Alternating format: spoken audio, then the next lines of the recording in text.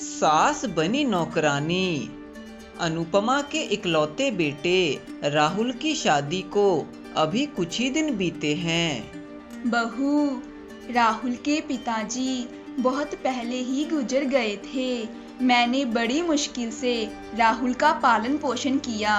सासू माँ, आप चिंता मत कीजिए, मैं राहुल जी का पूरा ध्यान रखूंगी। अनुपमा अपनी बहू को बेटी की तरह समझती है। रजनी चाहे कहीं भी बाहर जाए, चाहे कितनी भी शॉपिंग करे, उसकी सास रजनी से कोई रोक टोक नहीं करती। अनुपमा जैसी सास तो किस्मत वालों को ही मिलती है, परंतु रजनी की इतनी अच्छी सास होने के बावजूद भी उसको अपनी सास की कोई परवाह ना थी। एक दिन अनुपमा रजनी के पास आकर बोली, बहू, उठ जाओ, 10 बज गए हैं, घर की साफ सफाई भी करनी है। सासू माँ, मेरी तबीयत ठीक नहीं लग रही, आप कर दीजिए ना घर के काम। कोई बात नहीं बहू, तुम आराम करो, आज घर के काम मैं कर दूंगी। इतना कहकर वह वहां से चली गई। अरे वाह, ये बुढ़िया तो कितनी आसानी से उल्लू बन गई। अब तो मैं रोज इसी से ही घर के सारे काम करवाऊंगी। अब रजनी हर रोज कोई ना कोई बहाना बनाकर घर के सारे काम अपनी सास से ही करवा लेती। इस तरह कई दिन बीत जाते हैं। रजनी ने राहुल को भी उसकी माँ के खिलाफ भड़का दिया था। राहुल जी, आप सासू माँ से कहिए ना कि वह घर के काम में मेरी मदद कर दिया करें। मैं अकेली काम करके थक जाती हूँ। बस इतनी सी बात, मैं अभी माँ को जाकर समझा देता हूँ। फिर राहुल अपनी माँ के पास जाकर बोला, माँ, तुम घर के काम में रजनी का हाथ बटा दिया करो, बेचारी अकेली इतना काम करके थक जाती है। अपने बेटे की खुशी के लिए अनुपमा घर का सारा काम कर देती। अब तो रजनी अपनी सास से नौकरानी की तरह काम लेती।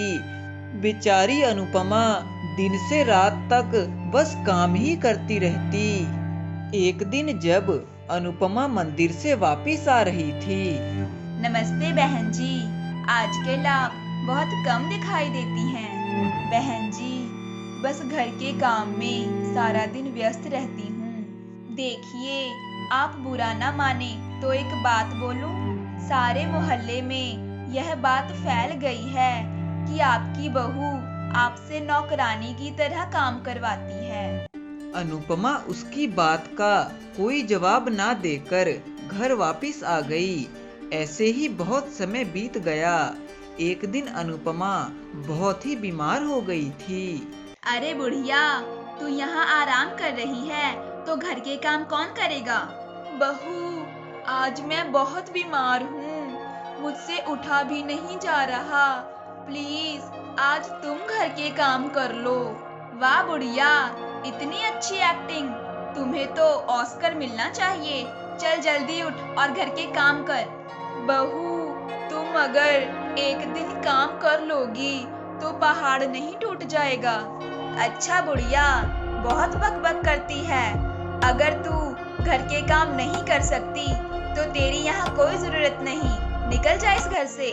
प्लीज बहू, मुझे मत निकालो, मैं अपने बेटे के बगैर नहीं रह सकती। इस अधेड़ उम्र में मैं कहाँ जाऊंगी? पर रजनी अनुपमा की कोई परवाह ना करते हुए उसकी मारपीट करने लगती है और उसे घर से बाहर निकाल देती है। शाम को जब राहुल घर वापस आता है, रजनी, माँ कहाँ है? कहीं दिखाई नहीं दे रही। माँ जी तो 4 धाम की यात्रा पर चली गई। अरे, ऐसे अचानक मुझे बिना बताए माँ कैसे जा सकती है? सासू माँ की उम्र हो रही है, वह सोचती होंगी ऊपर जाने से पहले थोड़ा पुण्य ही कर लूं। वैसे तुम मेरे लिए कोई काम वाली बाई ढूंढ दो, मैं अकेले घर के काम नहीं कर सकती। यह सुनकर राहुल थोड़ा दुखी होता है, पर वह चिंता नहीं करता। अगले दिन से सब कुछ वैसे ही चलने लगता है।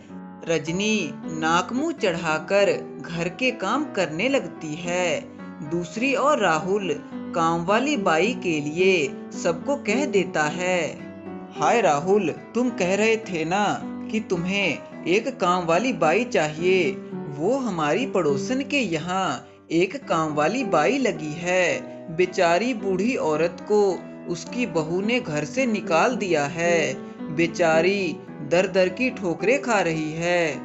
हे भगवान, कैसा जमाना आ गया है। पता नहीं लोग अपनी माँ को घर से कैसे निकाल देते हैं। खैर छोड़ो, मुझे उस बाई से मिला देना ताकि उसे काम पर रख सकूं। फिर वह कोवर्कर राहुल को उस बाई के पास ले जाता है। माँ, आप यहाँ क्या कर रही हो माँ? तब अनुपमा उसे सारी बात बता देती है। अपनी माँ पर हुए अत्याचार को सुनकर राहुल की आंखों से आंसू आ जाते हैं। वह अपनी माँ को लेकर घर पहुँचता है। रजनी, तुमने यह ठीक नहीं किया। माँ ने मुझे सारी बात बता दी है। अब तुम इस घर से निकल जाओ। मैं तुम्हारा चेहरा भी नहीं देखना चाहता। तब राहुल गुस्से में अपनी पत्नी को पीटते हुए घर से बाहर निकालने लगता है। बेटा रुक जाओ, बहू को मत निकालो, प्लीज इसे माफ कर दो। बहू को एक और मौका तो देकर देखो। माँ जी, मुझे माफ कर दीजिए। आज के बाद मैं घर के सारे काम करूंगी और आपकी हर बात मानूंगी। तब राहुल और अनुपमा रजनी को माफ कर देते हैं। उस दिन के बाद रजनी घर के सारे काम करने लगी और अपनी सास की हर बात मानने लगी।